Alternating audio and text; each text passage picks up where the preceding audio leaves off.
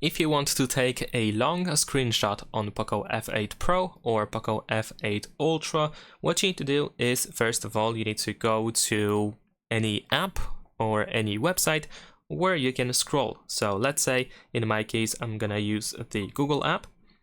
Now, over here, you can capture a full screenshot. So in my case, I'm just gonna use 3 fingers and slide down like this. And then over here below the preview, we have the scroll button.